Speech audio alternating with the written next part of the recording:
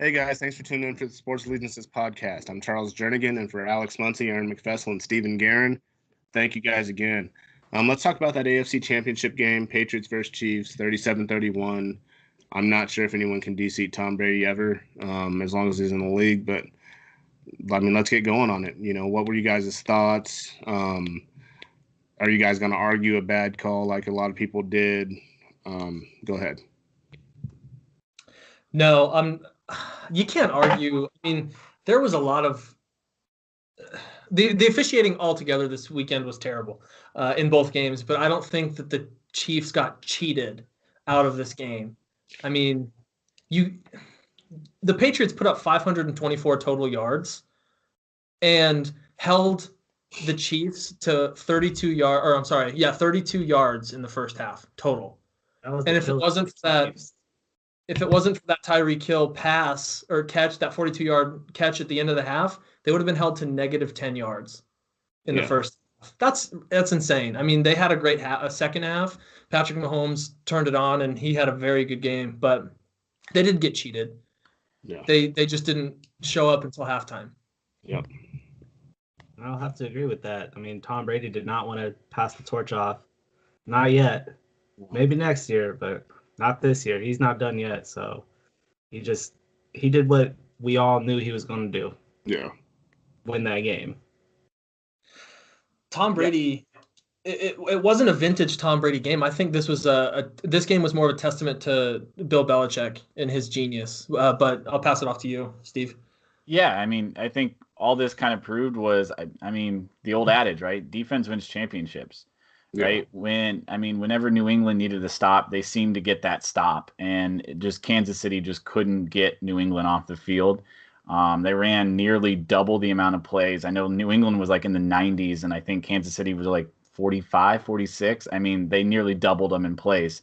So, I mean, they were on the field an extremely long time. They wore down that defense. The weather was cold. I mean, it just seemed like it was just such a methodical approach to the game that New England had, and it was a great game plan. Yeah. Kansas City can't score if Patrick Mahomes is on the bench the whole game, and that seemed to be the plan. They took away Tyreek Hill for most of the game. God. He broke out a couple times, but like really, in all honesty, like they'll take those. A 42-yard pass, yeah, but I mean, it really didn't turn into anything. They didn't let him get deep, and it just all around like defense wins championships, and New England's defense showed up more than Kansas City's. I didn't know this until after the game. But Tyreek Hill had one catch all game. Yeah. And I know Travis Kelce scored a touchdown, but Travis Kelce had 3 catches. Yeah, he was ineffective. That's what happens when you take away their weapons. They're nobody if you take away their weapons.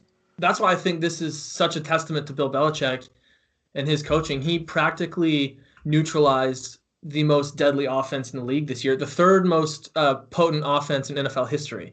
Yeah. And he eliminated it. And shows how much they missed Kareem Hunt too. Absolutely. Yeah, definitely. I completely agree. He could have been that factor that where you can't set 4 guys rushing and then send the others back. Yeah. You'd have to keep a few more in the box, but you don't have to do that now. I mean, the offense for the Chiefs didn't look like the offense that we all knew. If that second half offense shows up in the first half, the Chiefs are walking off with this game. And I agree. Easily. Yeah, of course. Yeah. Easily. I mean, Patrick Mahomes had a whale of a game in the second half. And give Williams credit for the Chiefs. He had a good game. He scored 3 touchdowns, and I'm pretty sure 2 of them were catching touchdowns out of the backfield. So he was effective, but you can't be a one-half team and expect to win an AFC championship. Especially against the greatest dynasty in football. And I think the book's kind of coming out on Mahomes, right? I mean, get pressure on him. Don't let him sit in the pocket too long. If you have to roll him out, make sure you get people in his face. Like, it just seemed like New England had the game plan for him. And I mean, it's just like, it looks like young quarterbacks, like, Lamar Jackson got figured out, right? And now kind of Mahomes is kind of starting to get figured out. I'm not saying he's going to struggle, but I mean, in this league, you have to adapt. And it seems like New England adapted a lot more than Kansas City did. Mahomes, he missed 2 wide open touchdowns because he didn't set his feet and he overthrew them both times. Yep. You can tell he didn't look comfortable. It took him a long time to get settled in. And Tom Brady didn't get sacked once. Yeah. I mean, there was there was the phantom roughing the passer, and that was just bad. But he didn't. Other than that, he didn't get touched all game. Yeah. Yeah. I mean, and that just shows how good they are. Yeah. Again. Yeah. Did anybody else? Go ahead, Charles. We'll get to mine in a second.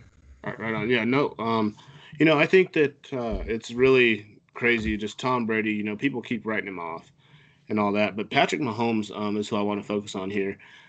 He reminded me a lot of Russell Wilson the first half of that Green Bay NFC Championship game. Do you guys remember? No, seriously.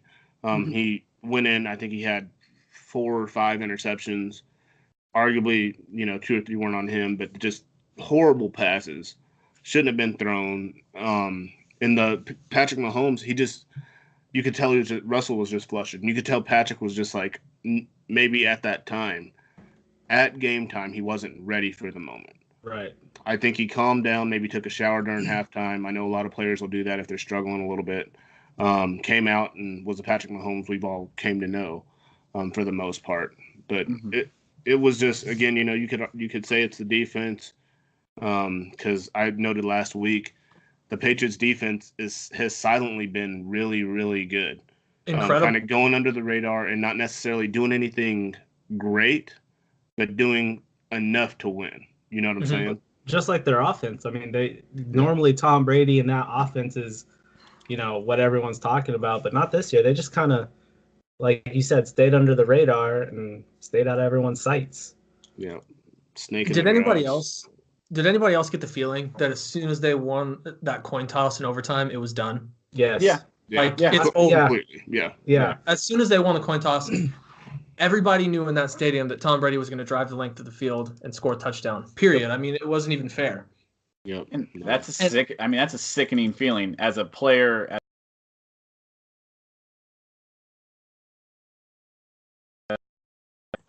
Kansas City had no momentum. Their defense, like I said earlier, was absolutely gassed in that overtime. You could just tell. Oh, they weren't getting any push.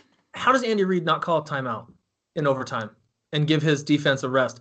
I mean, that was I think it was a 13-play drive in overtime. You convert 3 3rd and 10s. One of them said 3rd and 9. That's a 3rd and 10 play. 3 of them, and you don't call a timeout. Yeah, that's why I think if the Chiefs lost last week, Andy Reid would be fired because I personally don't think he should. They fired their DC today. Yeah, they did, and I don't think that's enough. But that could be for another video. I saw something interesting, and it's that Tom Brady and Bill Belichick have played in overtime 3 times in the playoffs. 2001 against the Rams, 2 years ago when they beat the Falcons, obviously, and then this weekend. All 3 times, the opposing quarterback didn't get to touch the ball.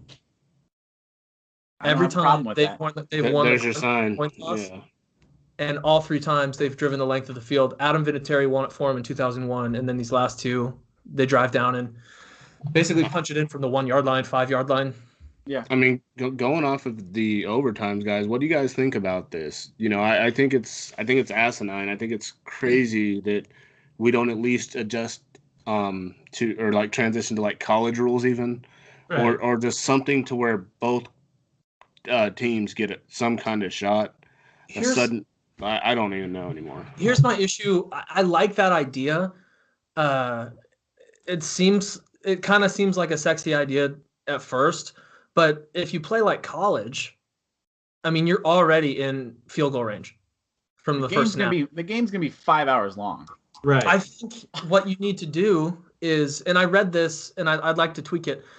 I read that a suggestion was you play a full 15-minute fifth quarter, and you play until that's over, or a team takes a 9-point lead, in which case it's over. I don't really like that 9-point lead, but why can't you play an abbreviated full quarter? Play a 10-minute quarter, and then whoever wins at the end of that wins. You think the Players Association, they're worried about all the CTE stuff, the concussions, injuries, stuff like that. They're not going to approve another quarter. I mean, I get it's in the playoffs, and it's very rare that a playoff game goes to overtime anyway. But I don't know. I love the rule the way it is. If you want the ball, stop the other team. You're professionals. This is what you get paid to do as a defense. Stop the other team. You want to give your quarterback a chance? Stop the other team from scoring. It's flat out plain and simple. And like and that's how you want it. That's how it should be. Both teams should possess the ball. No. Period. If you score a touchdown, the other team has to score a touchdown to match, and if they don't, they lose. Like, and I'm saying adjust overtime for playoffs only. You can keep the rule the way it is regular season. I have no issues with that. I don't think ties should be allowed. That's dumb to me. But no, I think ties are BS. But. That's ridiculous. It's professional sports. Yeah. But playoff overtime, both teams should possess the ball. You go down and score a touchdown, the other team has a chance to match you. And go for 8 minutes, go for 10 minutes, go for 5 minutes. I don't care.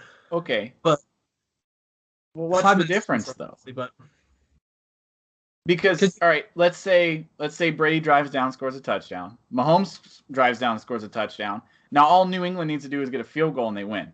No, eliminate that. If you score kind of like what Charles said, kind of like what Charles said, if adapt the college idea, but don't start from the 25-yard line in. Play the full length of the field. Play a kickoff and drive. If you score, the other team has a chance to match, and then you go again. You drive down and score and kick a field goal, and if you don't go on that one, like if you don't score on your second possession and the other team does, the other team wins. That's literally the same thing. It doesn't change the rule though. So like it's still it technically does because the same it's not rule. Sudden death. It's not sudden death unless they score a touchdown, which I think is fair. Right. So I think right. that it should be normal. So like New England, they go down and score. I think Patrick Mahomes should get the opportunity to go down and score, but that team has to go for 2. You can't tie it. I think you have to go for 2. You either win or you lose. You go down and score. That puts that second team at a disadvantage. Yeah, but what's the difference? It's better them get the chance than not get the chance. Should there be no PATs in overtime then? Just make everybody go for go 2? for it. Go for the gusto. No, that's what I mean. You go for 2 every time. So if the second team scores, you either got to go for 2 or you lose the game. You either win or you lose. That's insane. Like I almost feel like that's even more unfair. The way it's set up, but at least the other team gets the chance. The way it's set up right now, it's just I think it does the fans a disservice because as a say if you're a Chiefs fan, you're not even going to see your offense leave everything out on the field. They're not even going to get a chance. I think it would. Your defense didn't earn it. Their defense hasn't earned shit all year. Exactly. But so they didn't earn the chance to put their offense on the field. I think both teams have to be able to possess the ball at least once. That just seems flawed to me. It seems like stop them. Like they're trying to get out. I understand where Aaron's coming from. Like you got to think, and I guess I'm hypocritical here because I'll go again back to the 2015 NFC Championship game. When Russell Wilson gets the ball in overtime, we as Seahawks fans know it's done. We won. That's it. When you have quarterbacks like that on the other end, like Tom Brady, he can slice and dice anything. And if you add Tony Romo to one of these coaching staffs who knows everything that's going to happen before it happens, then if that's not a disadvantage, I don't know what is. I've never seen anybody call plays like that. Guys, stay tuned for another video. Tony Romo deserves a head coaching job in the NFL. Stay tuned. OC in Dallas. That'll be good. I mean, I could definitely see OC. I mean, I don't know. I just think, like I said, they're professionals. Like, think about it this way. Like in college, right? Everything in the college game it's a different game because they're not professionals. They're more amateurs. They're not as talented, stuff like that, right? So they make the game unless you go to Alabama, right? And it's exciting. You need 2 feet in instead of 1. You need the clock stops after a first down, right? So the rules are changed in college to kind of, help make the college game, I guess, more accessible and better to watch because if it was built around the NFL rules, college football wouldn't be as exciting.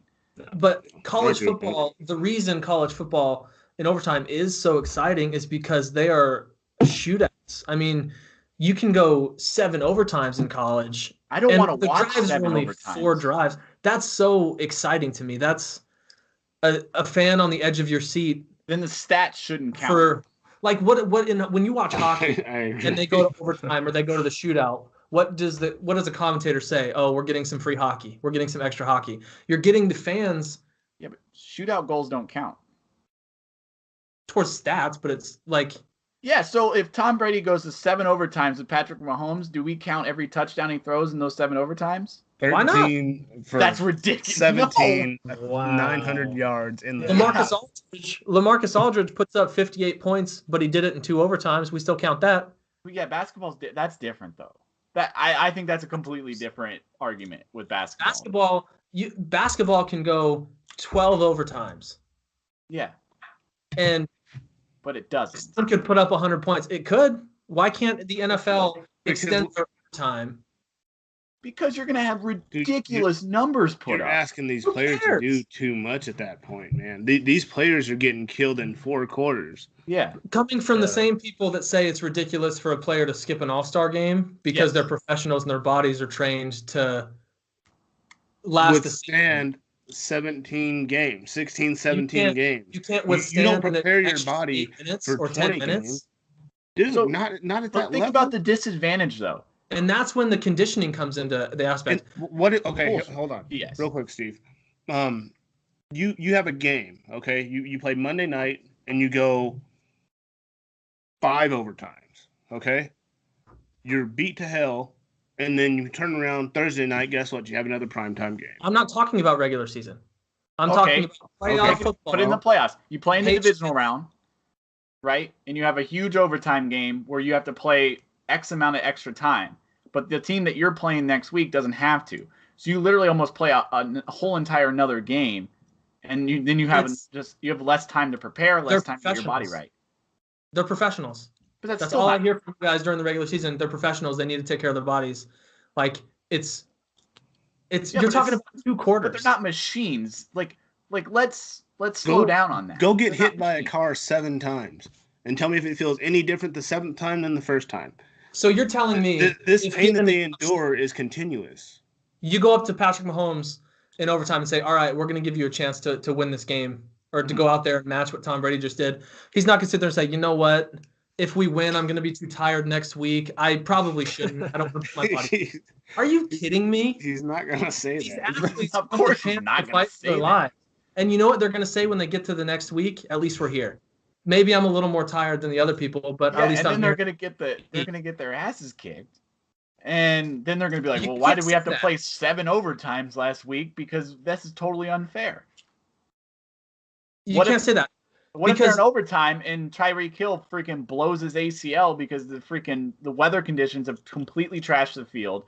The field's trashed because they've played for so long. They keep slipping. They keep going back and forth. Like, there's so many different things that could go on that puts a team at a disadvantage if they play for too long. Tyreek Hill can tear his ACL climbing the stairs into his private jet on the way home. Like, it happens. But they're fighting for their lives out there. They're fighting for the opportunity to go to next week. Not one of them is going to care about their physical health as long as they have a chance to get there. But the odds increase dramatically the longer you play a game. The more tired you get, you start getting worn down. You don't come in and out of your breaks as well, right? Your legs start getting heavy. There's so many different things that can happen in an injury standpoint. And just overall, no one wants to watch 7 overtimes. I don't care. Get the game over with. I do. I want excitement. I want this game to go on as long as possible. No one wants that. The fans there, what Chiefs fan wouldn't want that overtime to be extended? Every Chiefs fan in there, because it was 0 degrees. They're freezing their asses off, and they wanted to go home, regardless of what the outcome was. They wanted to go home. They didn't want to sit there for another 2 hours watching guys taking the ball from the 35-yard line and scoring every single time. Gosh, I don't want to go to the Super Bowl because that means I got to sit here for 2 more hours. Yes. No, that's ridiculous. If they didn't want to go sit in the cold, they wouldn't have gone to the game in the first place. All right, no matter how much of a diehard fan you are, people start leaving after a while. Especially, look at baseball games. If they start getting into 15, 16, 17, 18 inning games, no matter how much of a diehard you are, there's nobody there because it doesn't, it hurts. It's painful to watch that go on and go on and go on. The only way I could see that happening, honestly, is if you had separated weeks between games in the playoffs. That's the only way I can see that happening. And even then, you're asking too much. Dude. This team is if you're going to eight before they eight go to the overtimes, that's 2 games in one night. You realize that? 8 overtimes. Yeah. It could happen. It's not going to go to 8 overtimes. It's not going to happen. Well, you just said an NBA game go to 5 overtimes. It could. College games have gone to 7 overtimes. Yes. But you said the same thing. Basketball doesn't apply. I mean, it's not the same thing. So you're going to put professional football players who are the best in the world, and you're going to give them a chance to score every single time. They're going to score every single time. Yeah. So then what's the difference whether you make one stop in the normal overtime rules? What's the difference between that and just making a stop?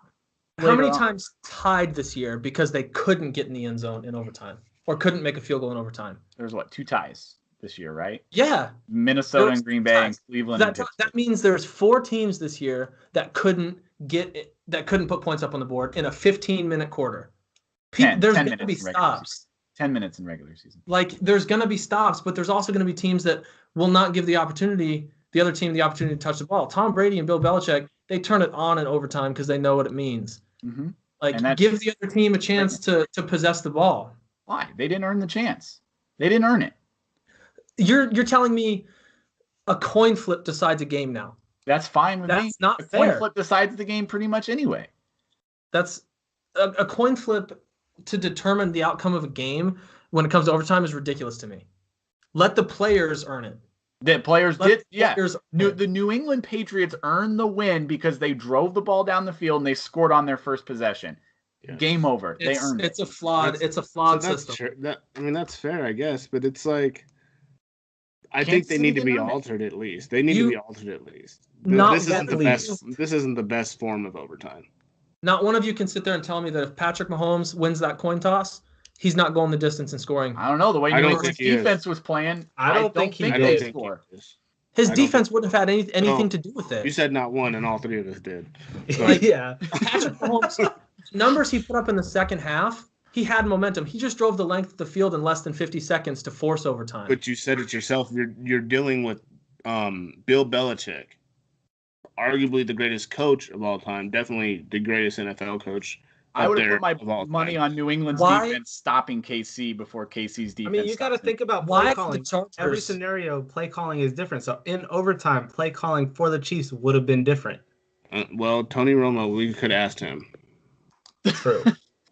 In the regular season, the Chargers went for 2 to avoid overtime for the sheer fact that if they went to overtime, Mahomes was going to win that game. Well, no, that was strategic because you go for 2 on the road and you kick the field goal at home. That's straight. Don't tell me that they were worried because Patrick Mahomes was going to score a touchdown. They went for 2 because Patrick Mahomes would have won that game in overtime. Period. What if they won the coin toss? Phillip Rivers doesn't win that game? A 50-50 chance to go out and win this game, essentially, is what you're telling me. Since defenses can't make a stop in overtime, apparently they can't. That's ridiculous to me. But earn it.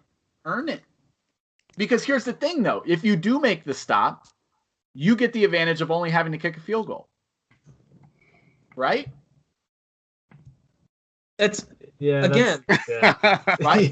you get the advantage of only having to kick a field goal. You don't even have to score a touchdown if you get the stop. Right. They could literally fumble the snap on the 25-yard line, and then you literally get 3 run plays, kick a field goal, win. Yeah. Both teams had the chance to possess the ball. But that's a disadvantage for the other team, right? No. You had the ball, you didn't score. But so the other team has the ball. It's the same way college works. You don't score on your first drive and the other team does. It's over. Both teams possess the ball. It's fair. If the team gets the ball first, kicks a field goal, they're at a disadvantage because they still don't win. There is a disadvantage to receiving the ball in overtime. There's a disadvantage. You go down and you can only kick a field goal. The other team gets a chance to possess the ball. They go down and score. It's over. Yes. There's nothing wrong with that. That's how it should be, period. If you go down and score a touchdown on your first drive, the other team should have a chance to answer. If they can't muster up a touchdown, it's over. It's that simple. I don't understand what is so difficult to understand about these overtime rules. Yeah, you're right. So it's simple. cut and dry. Stop the team from scoring a touchdown. I'm so confused. I don't know I don't know what side you're on. I'm so confused. I'm on just the kind of side listening. that the overtime system is absolutely flawed, 100%. And it was even more so flawed before they changed the rule, and it was just a field goal to win it overtime. Like they're getting better and better, and I have no doubt in my mind that it's going to change moving forward. Something is going to happen to change it. But I mean, every sport's pretty much sudden death anyway, right? Except for basketball. Every overtime in the 4 major sports baseball. is pretty much sudden death. Baseball's not is not sudden death. Okay, baseball you get a chance. Hockey, I guess technically you get a chance because you can possess the puck. Yeah. But what if you never get the puck and they just score right away? You don't have a chance to answer. It's sudden death. It's over. That's not decided by a coin flip. That's decided by a puck drop. Yeah, pretty much 50-50, right? So it's it's not. There's two out. This is it. When Ryan O'Reilly was to take a puck drop, run towards the middle. Let's do it. Players practice hours at a time at winning the faceoff. That's a player's skill to win a faceoff. Outcome. It's not a 50-50 outcome. If it was a 50-50 outcome, Ryan O'Reilly wouldn't lead the league season after season in faceoff percentage. He's the best at it. Just go off of odds, right? There's two people, one outcome. It can either go either way. That's 1 out of 2. You either get the puck or you don't win. You either win the faceoff or don't win the faceoff. That's a coin flip. But it's not up to chance. It's up to a player. The coin flip is up to chance. But it's still a 50-50 chance. The ref of winning the face drops the puck. So I do believe that is chance because you don't know where that puck's going to go. The puck doesn't always just sit there. If it's chance, if it's an unfair drop, the ref blows the whistle and they drop it again. But even then it's still clearly it's not. If it was a 50-50 chance, you either gain possession or you don't have possession. The same as football, 50-50. If it's a 50-50 chance, why do athletes practice puck drops? Why do they practice winning a faceoff? Why do they practice driving down the field? He's going to win it. It's a 50-50 shot. I'm going to win it. Why even bother? You don't think the Patriots have a set number of plays to score every single time in overtime? We're not talking about a set plays. A script. We're talking about a coin flip. Yes. That's bullshit. A coin flip is going to win the game. Okay, but what do you think would work better? That's what we're saying. Like, what would work better? Both teams possess the ball. That's what I've been saying. Take off the pads and they run. Yeah, XFL style. Style. Yep, there it is. Both teams possess the ball. That's all I'm saying. Okay, I mean, we're getting... Guys, I mean, 30 minutes. Ultimately, I guess this is a conversation for a different time, and it sounds like we're probably going to have it because we all love football, and I know you guys do too. So we're going to shut this down here. But thank you guys for tuning in. Definitely watch the NFC Championship recap. You guys know that's going to be a good one, with the great refs we have in the NFL. That should be fired. But anyway, overtime rules yeah, there you go. So for Stephen Guerin, Alex Muncie, and Aaron McFessel, I'm Charles Jernigan signing off. Thank you guys.